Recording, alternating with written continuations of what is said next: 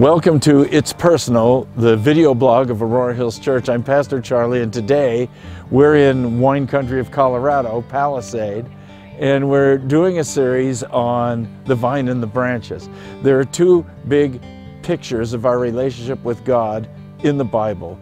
The first one is the family. God's the Father, Jesus is the Son, we're the children of God. But one of the other important illustrations of our relationship is that of the grapevine. And so we're taking a look at that today, and Jesus says He's the vine and we are the branches, and that God the Father is the one who prunes and cuts away branches that bear no fruit. So we take that to mean that everyone is given life by the author of life, God, but at a certain age, when we're old enough to understand, we have to connect to Jesus to draw our life from the sap in the vine, to draw our life in order to be able to bear fruit. But if God cuts that branch off, then they get thrown in the trash heap and they get burned in the fire. And we realize that those are the branches destined not for heaven, but for hell.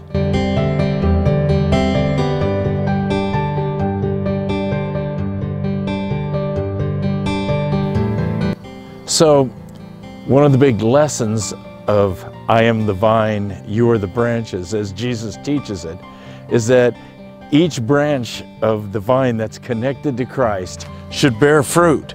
Like this fruit here on this grapevine, we're meant to bear fruit too. But here's where a lot of believers can get confused, because if we think, okay, God wants us to bear fruit and therefore we need to get busy and start bearing fruit. But the lesson of the vine and the branches teaches something a little different. It says in order to bear fruit, your job is to stay attached to the vine. As a branch, if we stay attached to the vine, and as a believer, if we stay attached to Christ, then the life of Christ flowing through us naturally produces the fruit.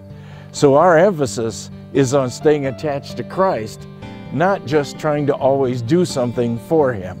Because as His life flows through us, we grow fruit quite naturally.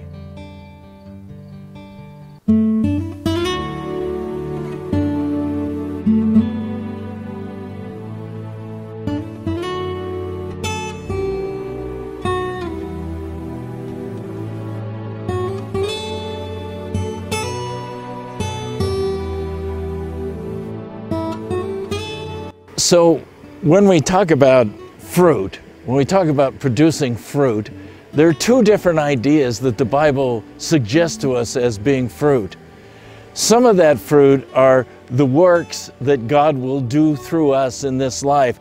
That could be bringing people to Christ. It could be loving people in the church. It could be being a teacher. It could be writing books. It could be all kinds of different efforts that grow out of us as we stay attached to Christ. The other fruit is the fruit of godlike character: peace, love, joy, kindness, goodness. There's a whole list of them that we covered a year ago, so go back and reference our fruit of the Spirit. But all of these different kinds of things are what happens in the life of a believer who pursues one thing: to stay attached to the vine of Christ.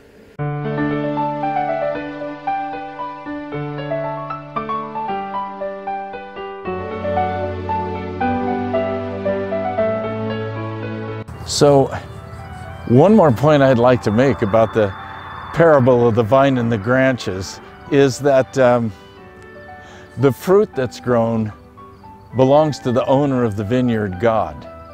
So when we talk about bearing fruit for God, whether it's good works or godly character, that's all to His glory, not so much our own. We're growing fruit for God. So remaining attached to the vine, hanging on to Jesus in our lives, isn't the selfish act of trying to gain a bunch of gifts for ourselves. Those things come through the vine to us only so that we can serve Him and bring Him glory. It can't be a selfish pursuit of Jesus. It has to be an unselfish pursuit.